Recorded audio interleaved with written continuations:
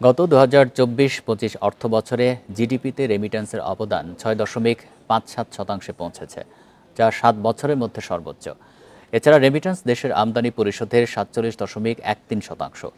কেন্দ্রীয় ব্যাংকের এক প্রতিবেদনে এসব তথ্য উঠে এসেছে।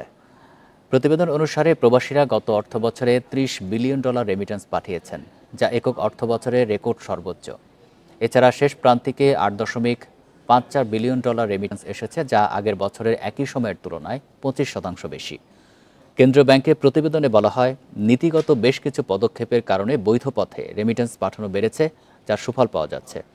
এছাড়া বিশ্বব্যাপী তেলের দামের ওঠানামা, মধ্যপ্রাচ্য ও পশ্চিমা দেশগুলোর অর্থনৈতিক কর্মক্ষমতা এবং বিনিময় হারের নীতিগত পরিবর্তন রেমিট্যান্সের প্রবাহ বাড়াতে সহায়ক হয়েছে।